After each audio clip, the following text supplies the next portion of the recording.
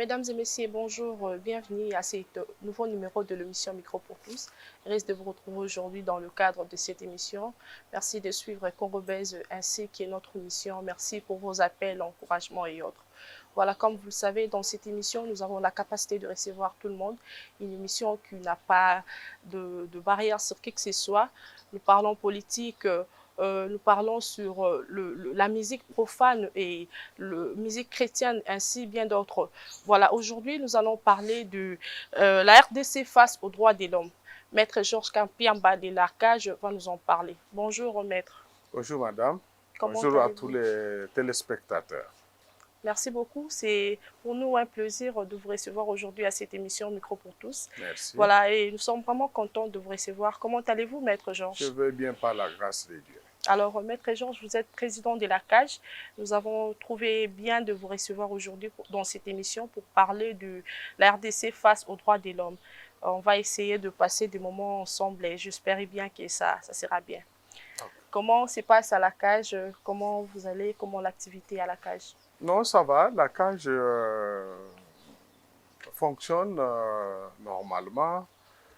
Tous nos projets sont en train de fonctionner. Et là, nous sommes en train de réadapter certaines de nos activités en fonction du processus électoral, parce que nous savons que c'est une période où il y a généralement beaucoup de situations de violence.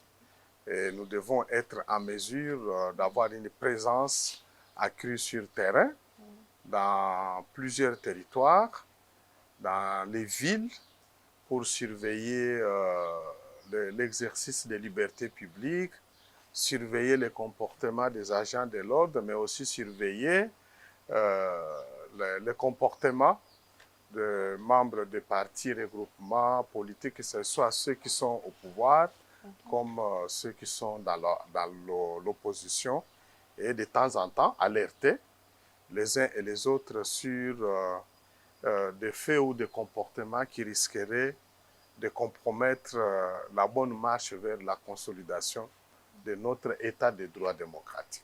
Voilà, maître, comme vous le savez, nous sommes dans un pays démocrate. Les gens ignorent certaines choses. Les gens se permettent de dire non, droit de l'homme, voilà, il y a telle chose qui se passe, c'est un droit de l'homme. Comment nous expliquer, maître Georges, aujourd'hui, comme nous avons l'opportunité de vous recevoir dans notre micro, qu'est-ce que les droits de l'homme? Qu'est-ce que signifient les droits de l'homme? Si on peut vraiment le savoir aujourd'hui. Oui, d'abord, vous avez annoncé à vos téléspectateurs qu'aujourd'hui, nous allons échanger autour de la problématique de la RDC face aux droits de l'homme. Exactement. Ça veut tout simplement dire, si j'ai bien saisi votre idée, c'est de savoir quels sont les engagements au niveau international, au niveau régional, au niveau sous-régional ou au niveau national que la République démocratique du Congo a pris pour faire promouvoir et faire protéger les droits fondamentaux de tous les citoyens. Quelles sont les actions que chacun des acteurs concernés par cette question doit fournir pour que cet état de droit qui protège les droits de l'homme puisse réellement se réaliser et se concrétiser. Mais maintenant, parce qu'il faut que les citoyens et les citoyennes sachent ce que c'est les droits de l'homme, c'est quoi en fait. Ça se parle beaucoup. Alors, les droits de l'homme, il faut en termes clairs comprendre qu'il s'agit de ces facultés, ces prérogatives. Hein, ça, c'est en français qui n'est pas, c'est pas français facile. Hein? Voilà. Alors, qui sont reconnus mondialement comme étant liés à la nature de toute personne humaine, qui sont indispensables, qui sont nécessaires pour permettre à la personne humaine de bien s'épanouir dans la société en tant qu'être humain. Et on ajoute, pour bien comprendre encore ce que c'est les droits de l'homme, c'est que ces prérogatives-là, c'est garanti parce que c'est lié à la nature humaine. Ça veut dire que l'homme naît avec ces droits de l'homme. C'est comme ça que la Déclaration universelle des droits de l'homme des Nations Unies de 1948 dit que tout être humain naît avec les droits de l'homme et il les a, c'est pour dire qu'il les a, c'est pas par la volonté de quelqu'un ou d'un État, mais il les a et ces droits doivent lui être garantis parce que il est être humain. Et donc, toute personne, homme ou femme, qui prend le pouvoir, qui accède au pouvoir, doit toujours avoir en tête le fait que le droit de l'homme n'est pas un cadeau que lui va donner, va reconnaître à ses semblables. Mais ce sont des droits que nous naissons avec étant hommes. Lui, dans sa position de dirigeant, dans sa position de responsable ou représentant de l'État, il a par contre le devoir de faire en sorte par ses actions que ces droits-là soient toujours protégés par les autres services de l'État et les autres concitoyens. Et donc voilà, ce sont là quelques éléments. Mais ça peut avoir quoi comme l'importance? C'est quoi l'importance exacte du droit de l'homme? Alors, ça a quelle importance? Oui, comme je l'ai mentionné dans la petite définition, nous ajoutons en disant que ces droits-là sont importants. Pourquoi? Parce que c'est en les reconnaissant, en les activant, en permettant les réjouissances que l'homme qui en est titulaire arrive à s'épanouir, arrive à se développer. Je vous donne un exemple pour que vous puissiez bien comprendre. Lorsque on dit que tout enfant a droit d'avoir accès à l'éducation de base. Pourquoi? C'est un droit reconnu à un enfant. Donc un enfant, il est né, bébé, il grandit. Dès qu'il atteint l'âge où il peut déjà commencer à apprendre comment écrire une voyelle, comment écrire un chiffre 1, 2, comment compter, il faut absolument que l'État, la société, soit organisée de manière à permettre à cet enfant-là d'accéder à cette éducation-là, jusqu'à ce que l'enfant va monter de l'école maternelle, primaire, secondaire, universitaire. C'est important, pourquoi? Parce que si cet enfant n'accède pas à cette éducation, qu'est-ce qu'il va devenir? Ce qu'il va devenir, c'est que cet enfant va grandir et devenir un illettré. Il ne saura pas se retrouver dans les milieux des autres enfants qui auraient eu accès à l'école pour discuter avec eux, par exemple, des chiffres. 30, c'est quoi? Faire un peu le petit jeu, des petites discussions, de dire 3 fois 3 égale combien. Donc, il suffirait seulement que cet enfant se retrouve dans un groupe pareil, il va être frustré parce que c'est que les enfants qui vont avoir accès à l'éducation et vont apprendre ces connaissances, quand ils vont se retrouver, lui va être écarté et automatiquement ça va le frustrer. Il va petit à petit commencer à quitter ce groupe-là. Et c'est ce qui fait que quand il va grandir, il va chercher maintenant un milieu où les groupes des autres enfants qui ont le même niveau que lui. C'est généralement les enfants qui se perdent, qui vont aller dans la rue, qui vont se retrouver pour commencer à parler seulement de comment fumer la cigarette, comment boire, comment monter des petits coups pour voler ou agresser des gens pour voler les téléphones. Bref, cet enfant va être vraiment préparé à la délinquance. Donc, vous voyez déjà, il ne saura pas s'épanouir. Par contre, ceux qui vont aller à l'école vont s'épanouir. Pourquoi? Parce que le fait d'avoir appris compter 1 jusqu'à 10, savoir écrire, ils vont être par exemple à la télévision, ils pourront suivre des émissions, ils pourront suivre des jeux, ils pourront discuter avec les autres, ils pourront se produire dans des scénettes de théâtre, ils vont chanter dans d'autres langues, Et quand ils vont terminer, par exemple, leurs études, ils vont prétendre à devenir, par exemple, des médecins, des enseignants, des avocats. Par contre, les autres ne pourront jamais, ils vont devenir carrément comme des laissés pour compte de la société. Voilà. Et c'est comme ça que nous avons beaucoup de délinquants. Mais qui peut vraiment bénéficier de ces droits, Maître Georges? Nous Alors, prenons les exemples, excusez-moi, ouais. de phénomène Koulouna, par exemple. Nous allons vraiment prendre un peu de profondeur Bien sur ça. sûr. Mais aujourd'hui, nous voyons, on a vu bel et bien, il y a eu des moments sur lesquels il y avait des lois qui ont été votées qui est toute Koulouna Barokuta Lanzela, parce qu'on doit être, pour tout la Bandeko Baolanda Biso, ils nous ont plus demandé que les missions sont bilingues. Voilà, oui, il y a eu des appels par rapport à ça. Donc, Bandeko Nabiso, il y a Congo, Biso, na Congo, tout le monde a qui moment moko boye, bapesaki loi moko boye ke Koulouna nyonso tout bakokuta o bayebi bakende bakanga babomaye carrément. On a vu Babiloko et les cas qui est opération Likofi, si je ne me trompe pas. Mais après ça, tu vois que non, tu as droit de l'homme, Pekisi, que non, ça langote. Mais dites-nous un peu, Maître Georges, Koulouna a recoute à Namoutou, à papier et lichette, à bomier, à salier ma bé, à violer, à botoli tout. Vous voyez? Moutouana, Azana droite. Koulouna kaka baroko boma. Tepo azana droit bongo muto Koulouna sali mabe victime wana azana droit te. Comment expliquer cela? Azana droit ya on na utikoloba na lobby. Il faut totia na culture na biso ko respecter, ko faire respecter droit de l'homme. Na utiko yebisa yo que mwana oyo akoli sans que azwa possibilité ya kotanga.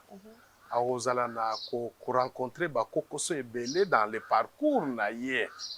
De 5-10 ans jusqu'à 25 ans, à un moment donné, il va se retrouver être écarté de la vie normale. Il y a vie malamu, il y a qu'on prétendre que un jour, na comme enseignant, nazala médecin, nazala député. Pourquoi? Parce que atanga quitté.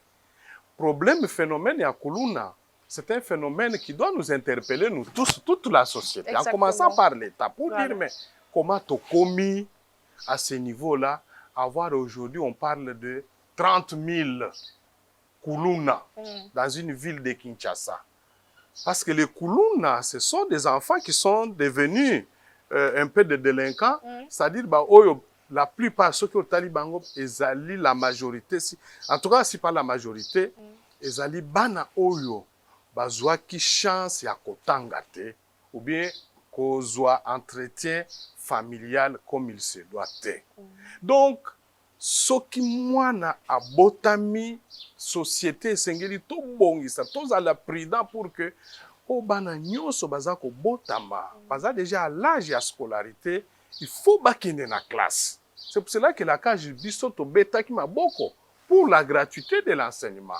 Parce que le fait d'envoyer les enfants à l'école, bah, vous voyez en charge. Vous voyez, à l'école, les enseignants ont l'obligation d'enseigner. Il y a beaucoup de choses. De leur apprendre les connaissances scientifiques, l'histoire et amboka, mais aussi le civisme. Ko pesa bango ba élément oyo ko bongisa bango pour que ba comme des bons citoyens, ba oyo ba ko linga mboka na bango, ba oyo ba ko zala na bobangi ya kolobake, il faut pas voler, il faut pas agresser quelqu'un. Parce qu'après, ceux qui, moi, va préparer, bah, il que ceux qui ont eu libanga au boaki sur quelqu'un, ils allaient infraction, bah, ko kangayo, ils allaient déjà informés, à quoi ko salangote, pour salango, à ko hésiter plusieurs fois.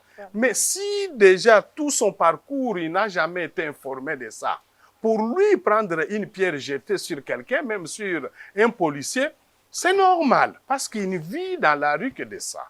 Donc, aujourd'hui, ils ont les responsabilités. Principalement, il y a l'État, parce que l'État n'avait pas fait attention dès le départ pour stopper Makambo ya Olobake. Il faut que les parents va prendre en charge tous les frais et la scolarité. Alors maintenant, il faut travailler. Il y a par exemple le programme Yakanyamaka CC, qui est une des solutions. Il y a quelques-uns, qui ont la possibilité d'apprendre les métiers pour qu'ils deviennent des maçons, des électriciens, des charpentiers et consorts. Zongi siko na vie normale, bazali ko s'épanouir. Moi, j'ai suivi les vidéos. Il y a témoignages, il y a quelques-uns.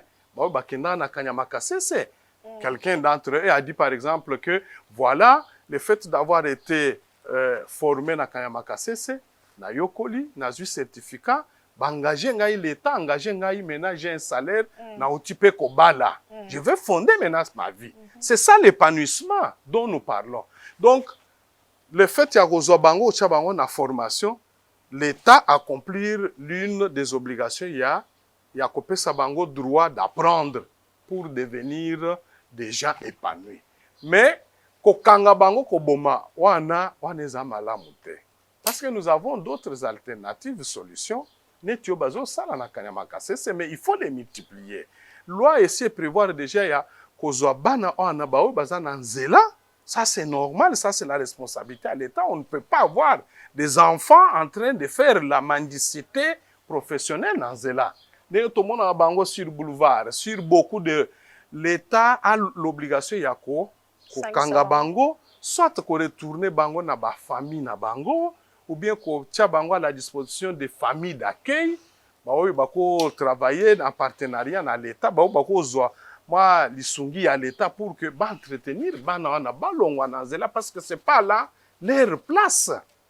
Mais ko boma wana biso to kondi mango te yango to telemela kama kambo ya likofi. C'était à ce niveau-là pour dire non, ils sont devenus ce qu'ils sont. C'est parce que la société, l'État les avait négligés. Maintenant, nous devons les gérer autrement en respectant aussi droit na bango. Voilà, merci beaucoup, maître. Mais maître Georges Kampiambo, en ce qui concerne le droit de l'homme en RDC, est-ce que nous avons connu des avancées, on peut le dire? Alors, sur le plan législatif, nous avons connu beaucoup d'avancées. La première avancée, c'est que nous avons une nouvelle constitution de 2006. Quand vous prenez cette constitution, vous prenez déjà les préambules. Vous allez constater que dans les préambules, comme à l'article 1er de la constitution, nous les Congolais, à travers notre constitution, nous avons réaffirmé notre volonté de construire au cœur de l'Afrique, sur notre espace Congo, un état de droit démocratique. Or, un état de droit démocratique, c'est l'état qui garantit et qui protège les droits fondamentaux des citoyens. Donc, c'est déjà une avancée sur le plan des textes.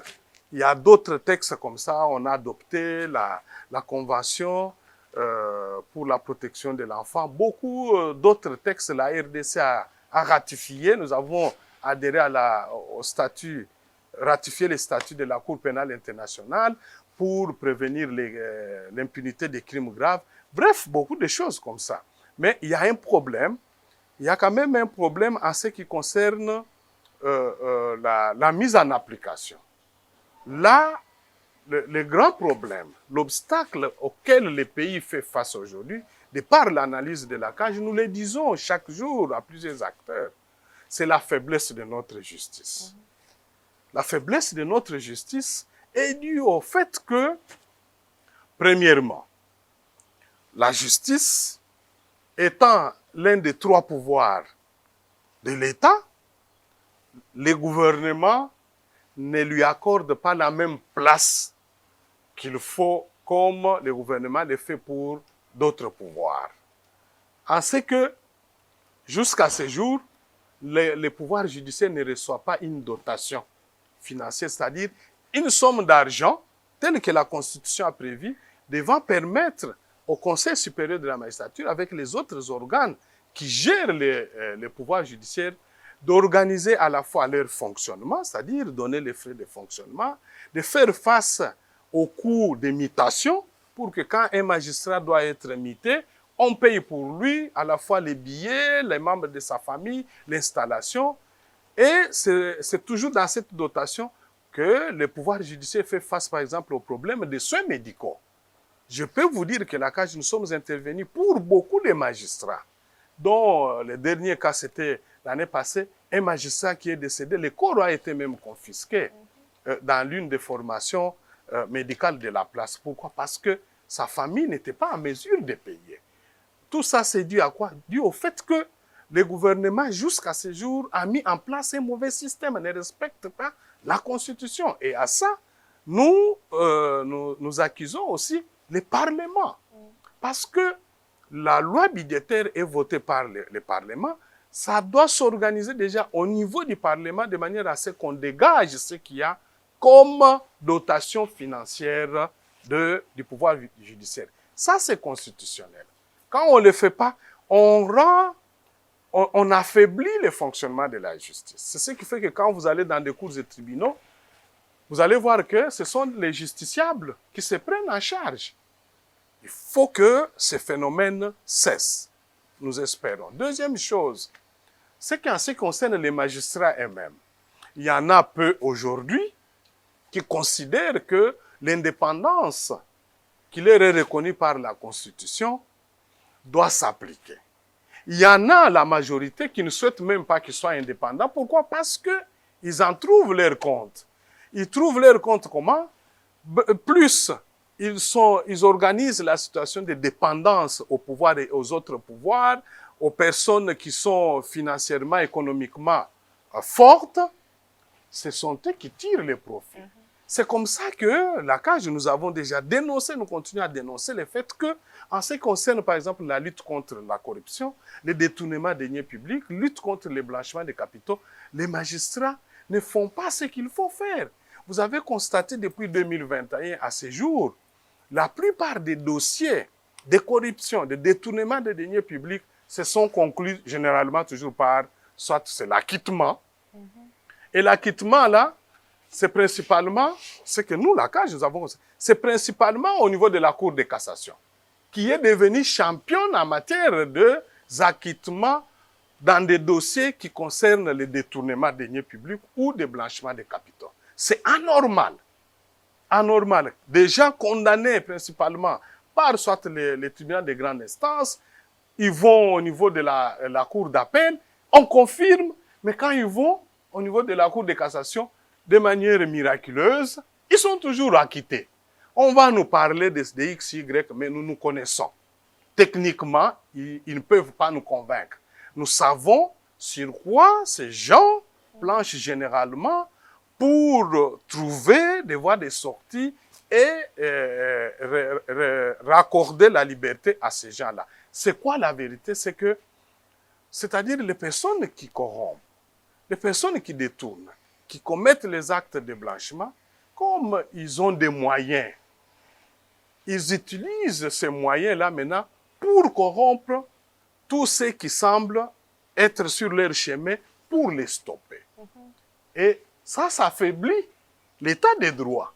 Parce que la justice, qui est le garant même de la protection des droits et libertés fondamentaux des citoyens, ne fonctionne pas de manière qu'il faut, tout le reste ne va pas permettre aux gens de sentir que nous sommes réellement dans un état de droit. Enfin, les droits de l'homme ne connaissent pas une protection accrue aussi à cause de ces dysfonctionnements-là de la justice, mais aussi la méconnaissance de la majorité des Congolais de leurs propres droits, mais aussi des mécanismes ou des institutions auxquelles ils peuvent recourir pour en revendiquer. Mais là, c'est de la responsabilité de l'État, mais aussi des acteurs de la société civile, mais aussi des médias. Je vous félicite parce que quand vous organisez une émission comme celle-ci, qui a comme focus droits de l'homme, vous permettez aux uns et aux autres de savoir que lorsque votre droit, vous considérez que votre droit est bafoué, est violé, vous avez le droit de saisir soit les organisations de la société civile qui travaillent là-dedans, vous pouvez saisir soit la justice, mais vous pouvez aussi saisir les autorités gouvernementales pour demander leur intervention. Quels sont ceux qui le font? Quels sont ces citoyens-là? Quand ils vont en justice, ils déposent sa plainte, on lui exige de payer 10 000 francs, 20 000 francs pour que la plainte soit examinée, ils protestent. Or, si vous vous rencontrez, vous faites face à ce genre de situation, écrivez. Si vous avez déposé votre plainte à l'auditorat ou au parquet des grandes instances de la Gombe ou de Matete, je ne sais pas d'où, vous constatez que la plainte n'est pas examinée.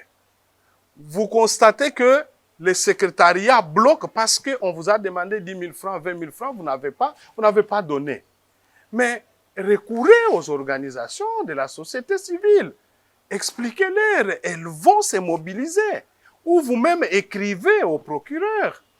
Faites tout pour que ces personnes aujourd'hui qui se mettent, qui vous empêchent d'exercer votre droit, soient dénoncées et sanctionnées. Et donc, c'est toute une culture.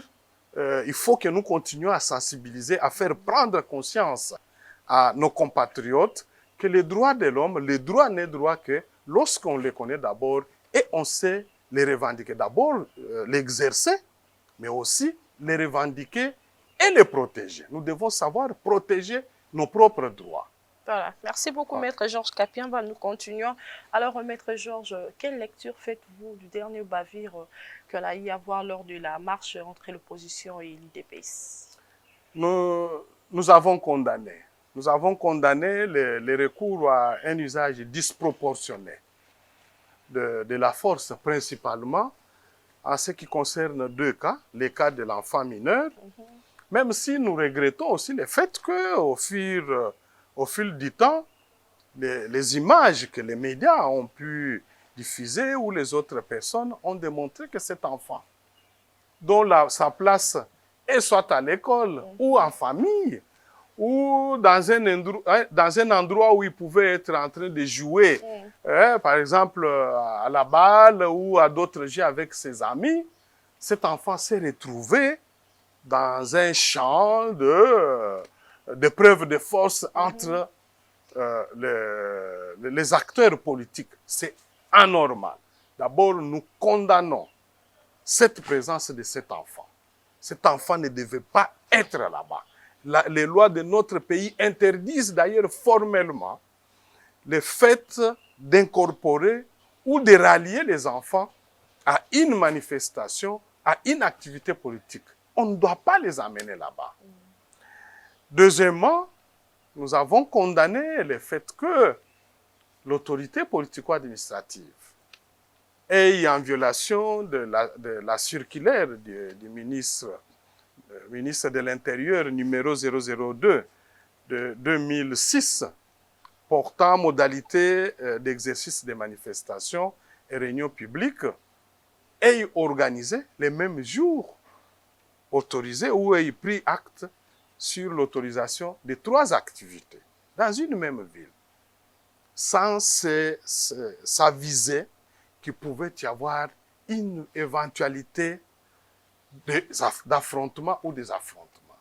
Ça, ce n'était pas une bonne chose. Parce que la circulaire est claire là-dessus. La circulaire dit, lorsque l'autorité politico-administrative reçoit l'annonce de manifestation, marche, sit-in, cortège ou caravane motorisée, réunion publique, rassemblement public de plusieurs organisateurs, il doit prendre acte pour la demande du premier organisateur. Mais est-ce que le droit de l'homme est respecté? On peut dire que Non, on n'avait pas respecté parce que quand on fait un recours disproportionné à la force, on viole les droits.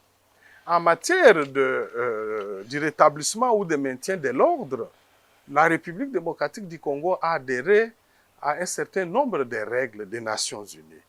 Vous ne pouvez pas faire l'usage d'armes à feu contre des personnes qui ne portent pas d'armes, soit d'armes à feu ou d'armes blanches. De deux, les éléments de la police, et d'ailleurs 2-3 jours avant, la CAJ avait déjà alerté les autorités sur ça, ne peuvent y aller qu'en portant des armes non létales, c'est-à-dire des armes qui ne peuvent pas tuer. Comme nous l'avons vu hier, à l'occasion du sit-in, nous étions contents de constater que la police a finalement fait l'usage d'armes non létales, électriques. La police, il est autorisé aujourd'hui, même au niveau des Nations Unies, la police peut faire usage, par exemple, aussi de véhicules à eau, de lance-eau. On peut faire, dans certaines mesures, quand c'est nécessaire, à l'usage de gaz lacrymogènes. Lorsqu'on utilise les premiers et on se rend compte que la foule ne se disperse pas et que les éléments de la police, leurs vies sont mises en danger, ou qu'on n'ouvre pas la voie publique, à ce moment-là, on peut utiliser les gaz lacrymogènes pour les contraindre à se disperser. Mais ce qui s'est passé le 20 n'était pas correct parce qu'il y a eu le recours aux armes à feu et on a vu les leaders de l'opposition présenter même des douilles. Sur ça, nous demandons une enquête encore, nous suivons ça de plus près. Et aussi le fait d'avoir soumis cet enfant-là à des coups violents.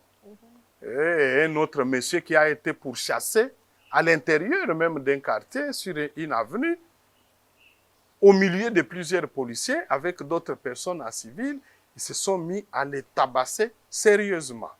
Nous sommes contents et nous avons pris bonne note le fait qu'on ait déjà arrêté 3 policiers qui sont déjà déférés à l'auditorat. Nous allons suivre pour que les sanctions conséquentes leur soient infligées. Mais enfin, je termine sur cette question. Voilà. Pour que réellement la police soit en mesure de faire face à ce genre de situations dans un état de droit, parce que c'est des situations normales. Dans une démocratie, il y aura toujours ça, des gens qui vont chercher à contrer les autorités ou à marcher sur les décisions de l'autorité.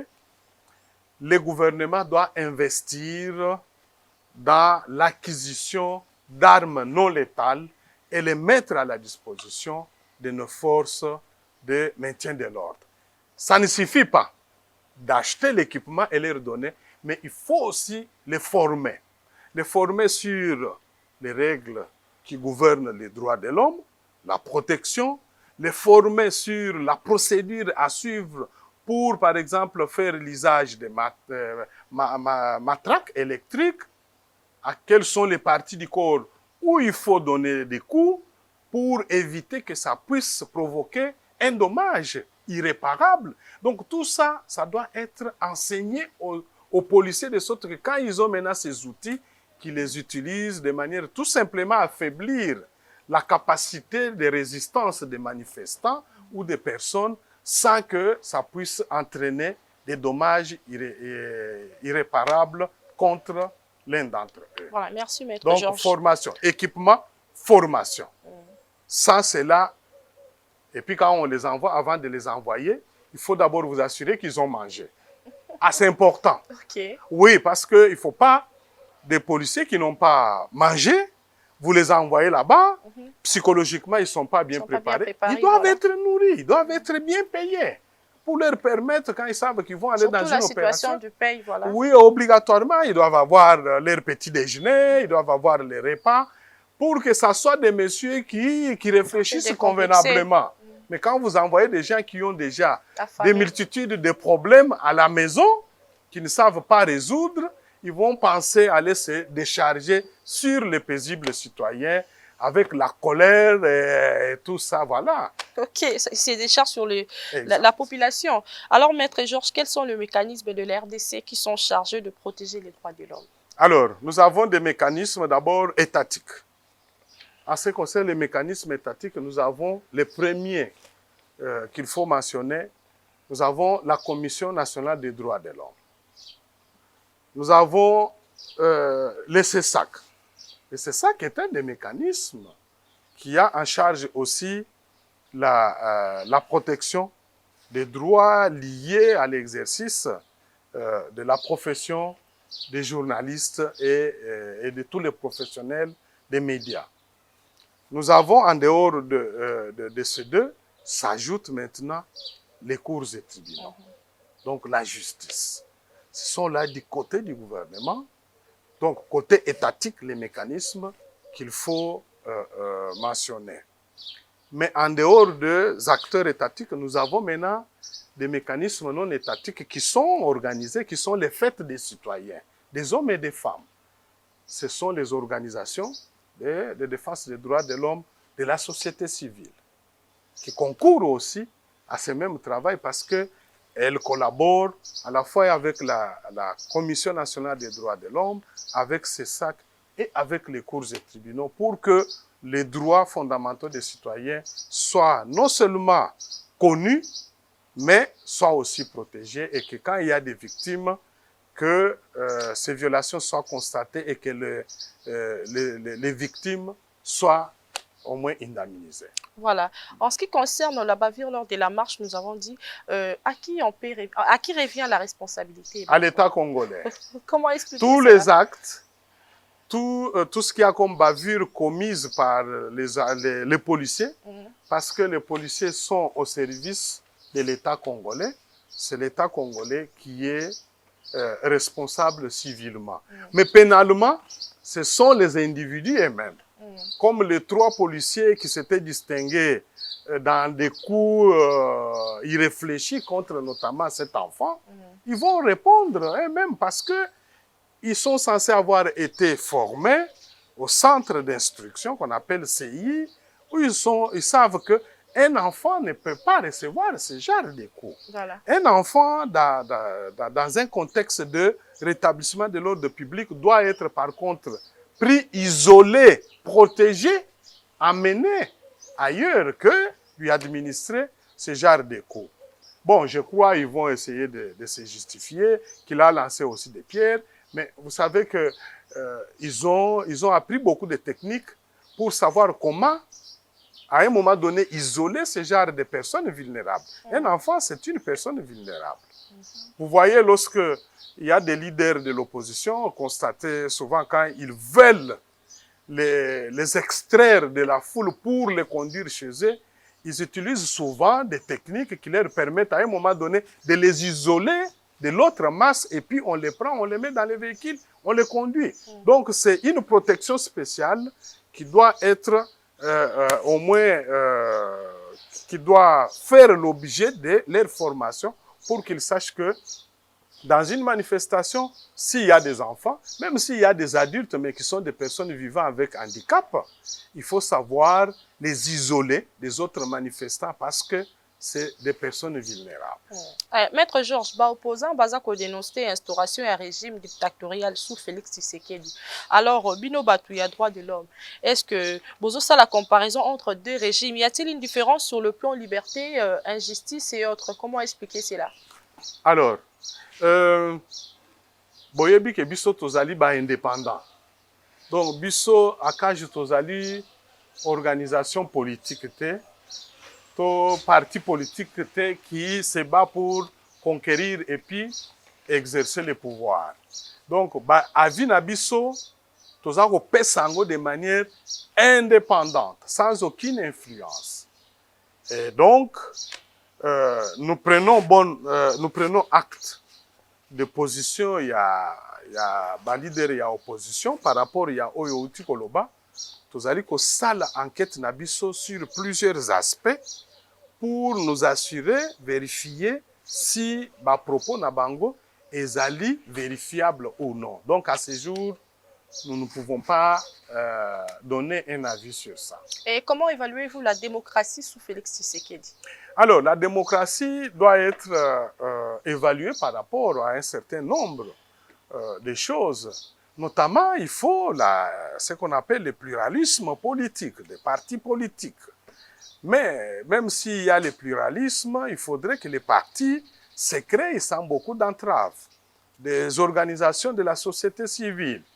Il faudrait que les partis politiques aient un espace d'expression, aient l'accès aux médias, principalement les médias publics, comme aussi les organisations de la société civile, fassent connaître leur point de vue. Il faut, au terme de notre législation, que l'opposition ait la possibilité de se désigner un porte-parole. Mais malheureusement, dans notre pays, jusqu'à ce jour, nous avons constaté que l'opposition n'a jamais eu la possibilité de se désigner un porte-parole. Voilà, on continue. Donc, c'est vraiment une limite regrettable. Alors, maître, pensez-vous vraiment que le droit de l'homme sera un jour strictement respecté ici en RDC? Les droits de l'homme doivent quels sont les signaux qui peuvent... Les droits de l'homme doivent être respectés pour qu'ils soient respectés et protégés. Il faudrait que nous, le peuple congolais, lors des élections, nous puissions désigner et élire des dirigeants, des hommes et des femmes qui sont déjà préparés, qui peuvent nous convaincre sur leur capacité à protéger les droits de l'homme. Ok. Alors, étant victime de Kuluna, que faire quand vous êtes victime d'un Kuluna, protégé par les droits de l'homme? Vous, que faire? Il faut porter plainte. Il faut aller porter plainte auprès de la police, auprès des parquets, et s'organiser en sorte qu'il y ait un suivi sur le traitement de votre plainte et que là, l'enquête se mène, que les soi-disant criminels urbains soient identifiés, arrêtés et tenus à rendre les comptes à la justice. Alors, maître, plus de 2 millions de doublons lors de l'audit du fichier électoral. Vous étant observateur, vous pensez que le processus électoral en cours est fiable ou pas? Non, c'est-à-dire le phénomène de suppression des doublons, ça s'est fait. Ça s'est fait partout. Ce n'est pas une spécificité seulement pour la RDC. Nous suivons le processus dans d'autres pays. Il arrive toujours un moment où il faut faire le nettoyage. Parce que lorsque les agents de la CENI procèdent à l'enrôlement, mais ils ne peuvent pas savoir que, voilà, telle personne s'est déjà fait enrôler dans un autre centre et qu'il ne faut pas l'enrôler encore. Et la technologie permet aujourd'hui d'avoir des outils qui, au finish, permettent de retrouver les doublons et de les nettoyer. Donc, ce qui a été fait, nous pensons que c'est une bonne chose.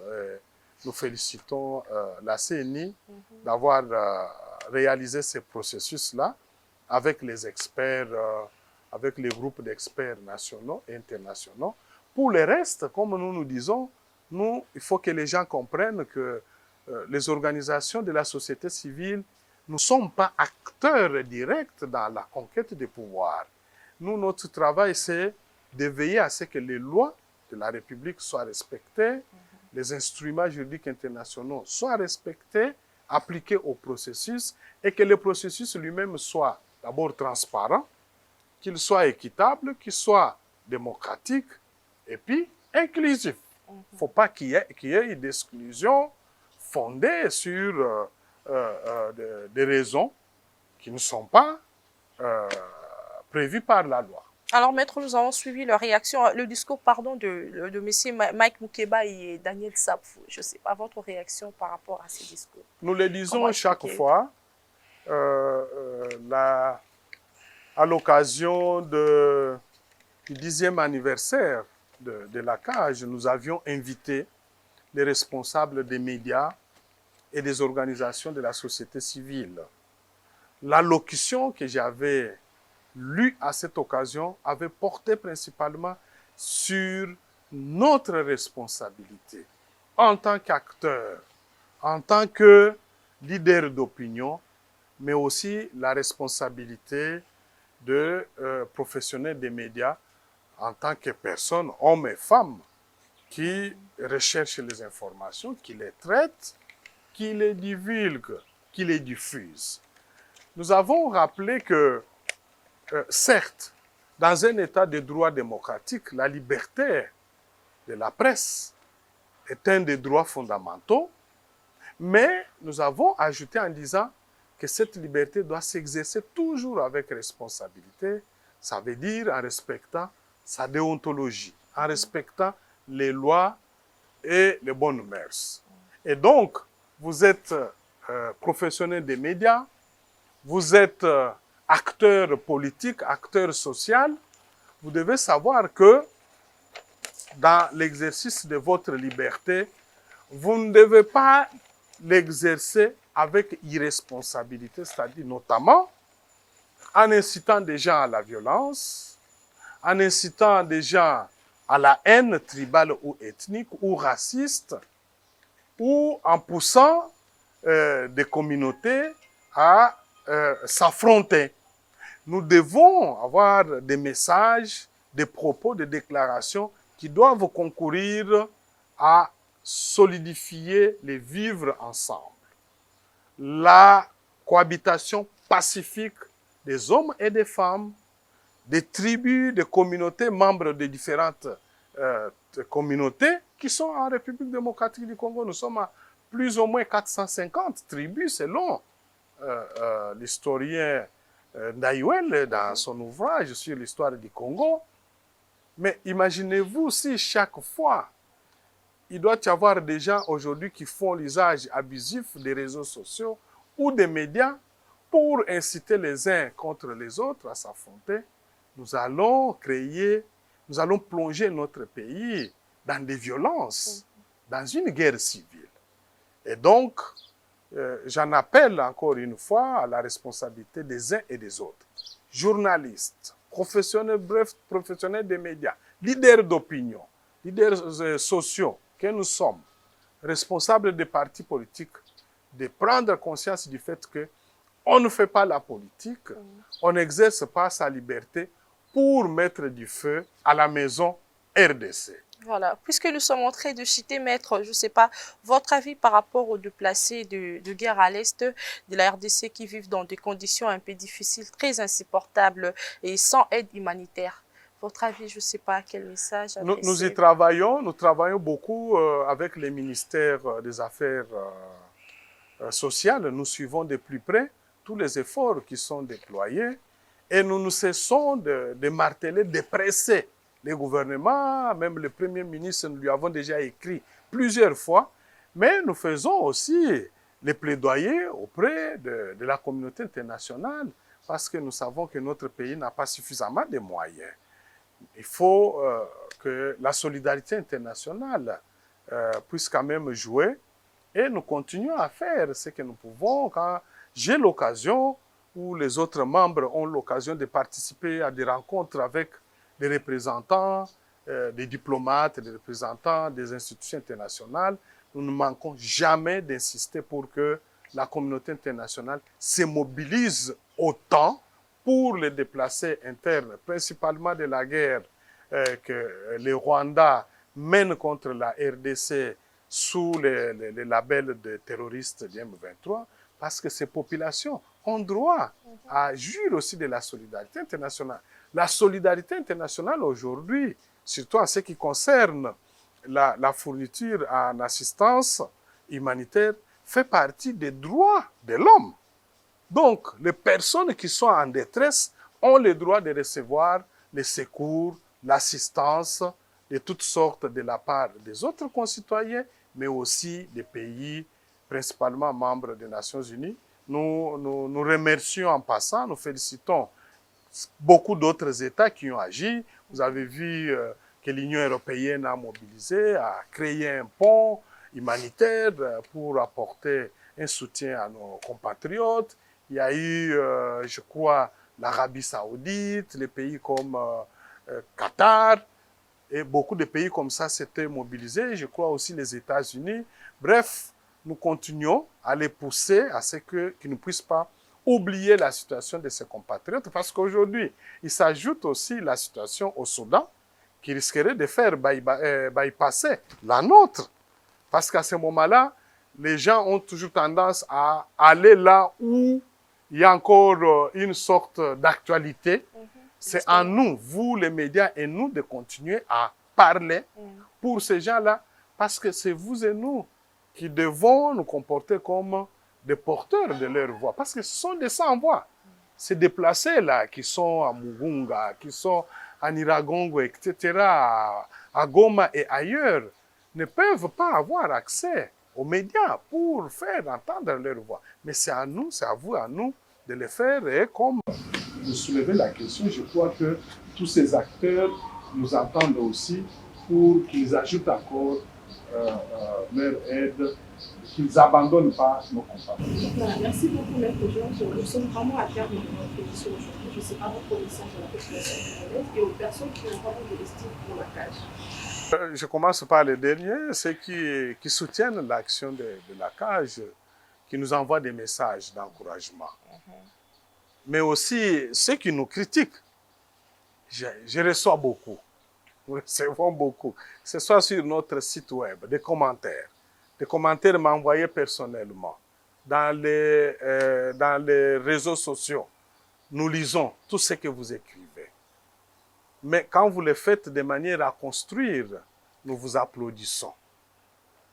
Mais ne le faites pas dans le sens de nous décourager.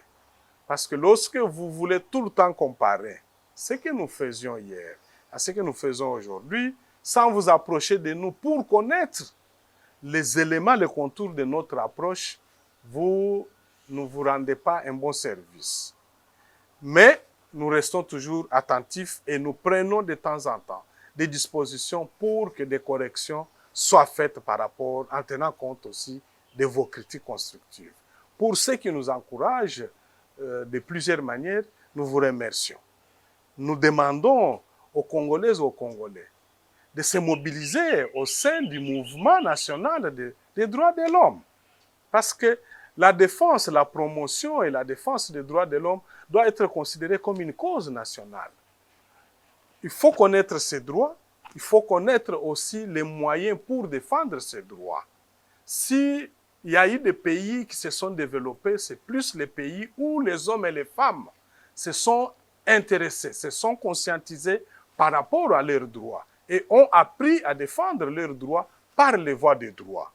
Et donc, engageons-nous davantage dans ces combats de la défense des droits de l'homme. Mais soyons prudents, sachant que l'exercice de mon droit, l'exercice de ma liberté s'arrête là où commence la liberté de l'autre, s'arrête là où commencent les droits des autres. Ne pensez pas que nous n'avons que les droits, mais à côté des droits, nous avons aussi des devoirs. Parmi les devoirs, c'est de veiller à ce que nous ne puissions pas embraser notre pays, nous ne puissions pas tenir des discours racistes, tribalistes, qui vont créer des problèmes entre les Congolais, qui risquent de plonger notre pays dans une guerre civile. Et donc, nous restons toujours à l'écoute des uns et des autres. Aux membres du gouvernement, il y en a qui nous supportent, qui nous supportaient, il y en a qui nous critiquent. Nous sommes toujours à leur écoute. Mais ils doivent savoir qu'à partir du moment où vous, hommes, femmes, vous avez accepté d'accéder au pouvoir de l'État, vous êtes automatiquement dans les viseurs de la population. C'est tout à fait normal et des organisations de la société civile. Vos faits et gestes doivent être au moins analysés par nous. Donc, lorsque vous commettez un acte de corruption, de détournement des deniers publics, c'est de notre devoir de vous dénoncer. Vous avez vu dernièrement la CAJ. Nous avons dénoncé, et nous avons même dénoncé formellement auprès du procureur général, près de la Cour de cassation, le détournement d'une somme de plus ou moins 1,280,280,000 $, le solde de l'argent que le gouvernement de la République avait décidé pour envoyer aux victimes des inondations ou des naufrages à Bassankosso. Nous restons mobilisés sur ces dossiers pour que les auteurs et les complices de ces faits soient vite identifiés, amenés devant les juges pour qu'ils répondent les actes et que cet argent soit récupéré, envoyé à nos compatriotes de Bassankosso qui en sont les vraies victimes. Si rien n'est fait, nous continuerons à dénoncer la léthargie de la justice et nos compatriotes hommes et femmes qui sont magistrats doivent savoir que vous vous êtes engagés à servir la République. Vous ne devez pas utiliser votre position pour commettre les actes de corruption. Parce que par votre acte, lorsque vous libérez, vous accordez arbitrairement, frauduleusement la liberté provisoire à quelqu'un qui a détourné de l'argent, quelqu'un qui s'est permis de corrompre ou de blanchir les capitaux, vous rendez un mauvais service à la nation. Si ça ne va pas, quittez la magistrature, allez faire autre chose que de commencer par votre action à acquitter de manière systématique parce que derrière, il y a eu des coups d'argent, trafic d'influence politique ou on ne sait pas quoi, vous libérez les gens, vous rendez un très mauvais service à la nation. Alors, merci beaucoup, Maître Merci. Georges Kapiamba. C'était vraiment pour moi un grand plaisir de vous recevoir aujourd'hui dans notre émission. Merci. Nous sommes vraiment heureux et merci pour cet honneur. Nous espérons vous revoir et vous recevoir au jour prochain pour bien d'autres sujets. Éventuellement dans vos installations. Si. Je Je serai vraiment heureuse de vous retrouver. Bien sûr. Merci, Maître Georges. Et alors, je vous dis merci, très chers amis téléspectateurs. Merci de nous suivre. Merci de suivre Congo Best Télévision. Un grand merci à mon caméraman Jacob Ngongolo et à mon président et patron, le président Christian Bossembe. Merci à vous également. Merci à toute l'équipe technique ainsi qu'à toute l'équipe de la cage pour l'accueil qui nous ont reçus aujourd'hui. Je vois M. Wissam Itessa. Merci à vous, Yannick Mavinga et Gaston Kachao. Merci, Madame Marissa Todinga. Merci à vous également. Ruben Abetemani, merci. Valérie Vokoussier Miko, merci à toi également. Monsieur Ben Bongine, Monsieur Sylvain Bikaï, merci à vous également, ainsi qu'Antimba Thomas. Merci vraiment à vous. Un grand plaisir pour moi aujourd'hui d'être avec vous. Quant à moi, je vous dis à très bientôt. Restez branchés sur Congo Best Télévision pour suivre bien d'autres programmes. Et ciao!